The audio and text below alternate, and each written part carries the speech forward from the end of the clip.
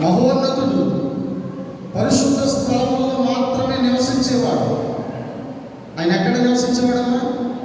పరిశుద్ధ స్థలంలో నివసించేవాడు. అలాంటి ఆయన మన మధ్యకు వస్తూ ఉన్నాడు, వెళ్తూ ఉన్నాడు, వస్తూ ఉన్నాడు, వెళ్తూ ఉన్నాడు. మనల్ని మంచి మార్గాల్లో నడిపించుతాడు. మంచి ప్రవర్తనతో మనల్ని ముందుకు నడిపించుతాడు. మంచి నడవడికను మనకు నేర్పించడానికి ఆయన వస్తున్నాడు మన మధ్యకి. ఎప్పుడు వస్తున్నాడంటే, ఎప్పుడు ఎక్కడ ఇద్దరు ముగ్గురు కూడి దేవుని నామాన్ని స్తుతిస్తూ ఉంటారో అక్కడ అప్పుడు దేవుడు వచ్చి తీరి మనకు చక్కని సన్మార్గాలను బోధించి వెళ్తా ఉన్నాడు.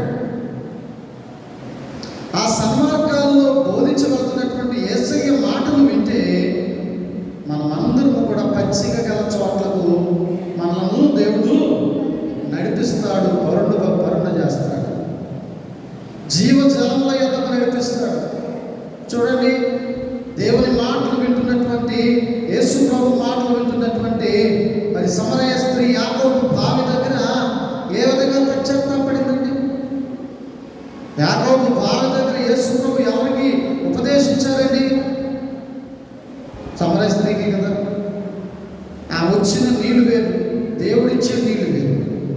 ఆమె వచ్చి తీసుకోబోతున్నటువంటి నీళ్లు శరీర దాహార్తిని మాత్రమే తీరుస్తాయి. కానీ ఆయన అంటున్నాడు, నేనిచ్చే నీళ్లు త్రాగువాడు ఎప్పటికీ దప్పికొనడు. ఎక్కడ నడిపిస్తున్నాడు? సమరయ స్త్రీకి జీవజలముల యొద్దకు నడిపిస్తున్నాడు.